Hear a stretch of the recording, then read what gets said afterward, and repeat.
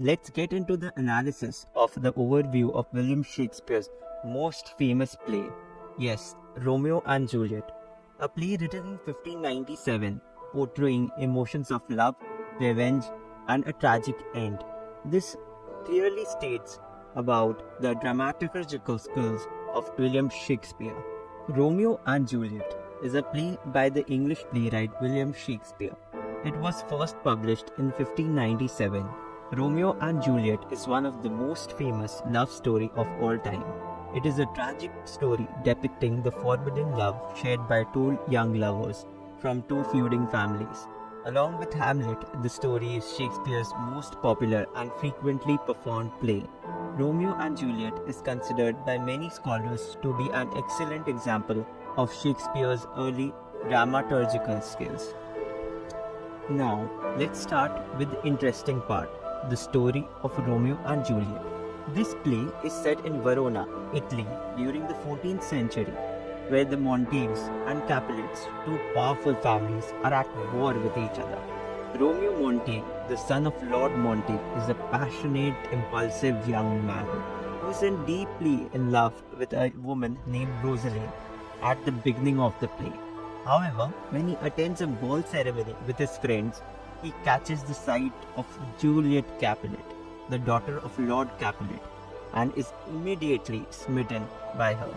Juliet, who is also instantly attracted to Romeo, shares a balcony scene with him that has become one of the most iconic moments in literary history. The two lovers pledge their love to each other despite knowing that their families would never approve.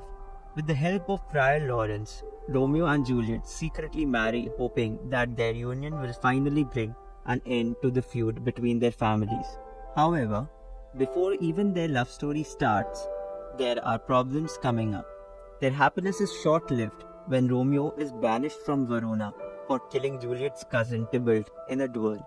Desperate to be reunited with Romeo, Juliet takes a potion given to her by Friar Lawrence that puts her into a death-like sleep. Romeo, not knowing the truth, believes that Juliet is dead and takes his own life next to her in the Capulet tomb. When Juliet wakes up and finds Romeo dead beside her, she too takes her own life in a final act of love and despair. The tragic ending of Romeo and Juliet brings the two families together in grief and marks the end of their feud. The play explores themes of love, passion, hatred, and fate, and the consequences of violence. Romeo and Juliet is thus one of the most famous and enduring works of literature and has been adapted into countless films, stage productions, and musicals. This is the story of Romeo and Juliet play, where the story is so intriguing that it almost feels that we are part of their life and we can feel their pain at the end. Let's get to what we do, analysis. Analyzing romance between Romeo and Juliet, it consists of mainly three incidents. Romeo and Juliet both are fallen deeply in love at the first sight despite coming from rival families. Secondly, the love between Romeo and Juliet is extremely powerful so that they are willing to take the greatest possible measures to be together, such as Juliet faking her own death and Romeo taking his life when he believes Juliet is dead. Thirdly, their love is seen as pure and visionary, and their story became the symbol of true love and loyalty. Coming to the tragic moments in Romeo and Juliet, we find that first of all, the fight between Montagues and Capulets create the stage for the tragedy. From the starting of the play, we can see that how these two families are fighting with each other, and Romeo and Juliet find it very hard to be together, as it makes it almost impossible for Romeo and Juliet to continue with their love story. Romeo's passionate nature and tendency to act on his emotion again creates a huge problem when he kills Tybalt, and which results in his banishment from Verona. Thirdly, Juliet's arranged marriage to Paris and her father's final condition, which can be seen in the full play, where she must marry him or be rejected, puts an immense pressure on her and contributes to her pain to be with Romeo. Also, Friar Lawrence's plan about fake Juliet's death is a disaster because though it was with a good intention, it comes out to be very wrong. when Romeo is not informed about the plan and believes that Juliet is no more, consequently taking his own life. Let's shift from Romeo and Juliet's story, which was a play, to one of the sonnets, All the World's a Stage. It is a very famous sonnet by William Shakespeare, which gives us a truth and a deep insight about the different stages of life that a man has to go and in which way he should lead his life throughout these stages. All the world's a stage, and all the men and women merely players. They all have their exits and their entrances, and one man in his lifetime plays many parts, his act being 7 ages. In this, William Shakespeare is briefly describing about the world as a stage and all the men and women merely as players. He's saying that all of us have our exits and entrances, which resemble with our births and deaths, and in his lifetime, people play many parts, and which can be categorized into 7 stages, which will we see in future stanzas. At first, the infant, mewling and puking in the nurse's arms, and then the whining schoolboy with his sashes and shining morning face, creeping like a snail unwillingly to school. The first stage is the early childhood stage, which Shakespeare describes, where a person is like an innocent baby in the nurse's arms, whereas the second stage is the childhood, where a person is a schoolboy now, and with a sash and a reluctance to go to school. These words are very much resonating with our everyone's day-to-day life. We all go through these phases and feel the same thing. Shakespeare's observation has very nicely picked up the things which are common and has portrayed it in a very poetic manner in his poems or sonnets. The third stage of Shakespeare's sonnet says that, and then the lover, sighing like a furnace, with a woeful ballad made to his mistress idle. In this stage, he is describing a youth where a person is a lover who is passionately devoted to their beloved. The lover is a youth full of fanciful desires for his lady love. Then a soldier, full of strange oaths and a bearded like the pard, jealous in honor, sudden and quick in quarrel, seeking the bubble reputation, even in the cannon's mouth. This describes the role of a soldier, full of strange oaths. He is eager to chase honor and try to find glory, even at the risk of his life.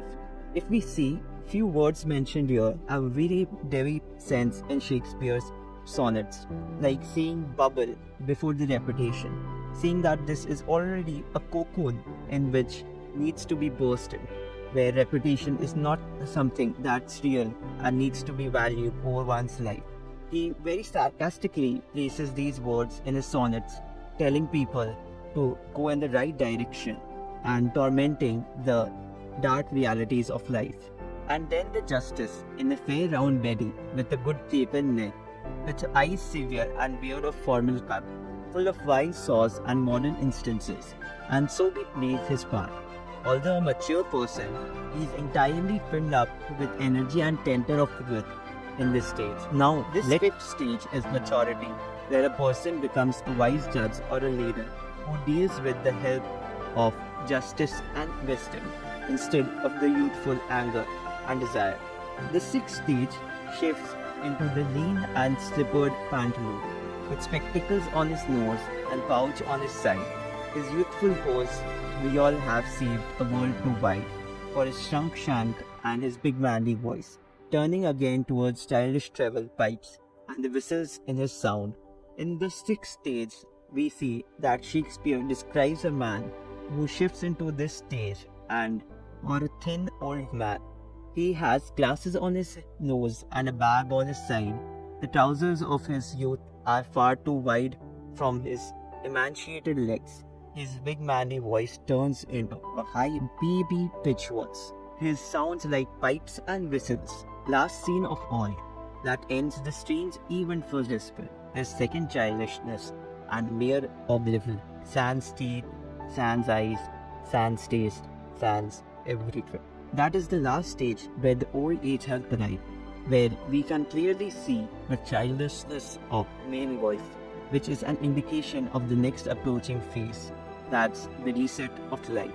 the last scene where one sees his exit, where everything that closes off the stage even from manner in another childishness and simple obstacle. Thus, this analysis comes to an end. We see how at each and every stage Shakespeare has written the universal truths about each and every stage of life. Very beautiful and in a poetic measure for a son. Reaching towards the end, let's analyze one of the quotes of Shakespeare. He says that hell is empty and all the devils are here.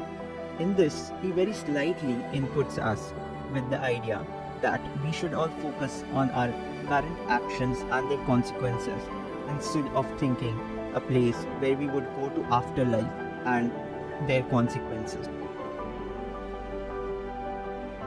William Shakespeare was a prolific and influential playwright and poet who lived during the late 16th century and early 17th century. His works have been a profound and lasting impact on English language literature and continue to be performed and studied around the world. Shakespeare, a genius, lies in his ability to capture the complexity of human emotion experiences. His legacy as a literature giant remains unparalleled. Thanks for listening.